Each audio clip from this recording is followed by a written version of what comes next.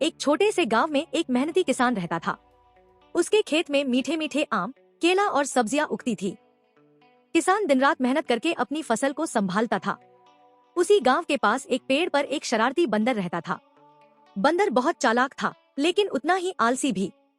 वह खुद मेहनत नहीं करना चाहता था, इसलिए रोज किसान के खेत में जाकर फल और सब्जियां चुरा लेता था।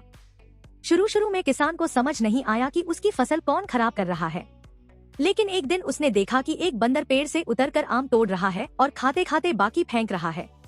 किसान को बहुत गुस्सा आया, लेकिन उसने सोचा, अगर मैं इसे सबक नहीं सिखाऊंगा तो यह रोज ऐसा ही करेगा। अगले दिन किसान ने एक चाल चली। उसने खेत में एक टोकरी में मीठे आम रख दिए और पास में जाल बिछा दिया।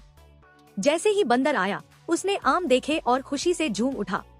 वह बिना सोचे समझे टोकरी में कूद गया और जाल में फंस गया। अब बंदर घबरा गया।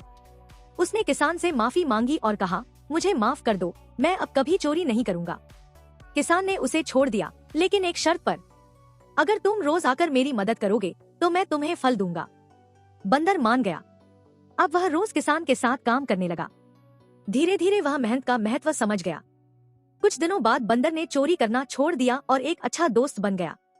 सीख: मेहनत का फल हमेशा मीठा होता है और चोरी कभी सही नहीं होती।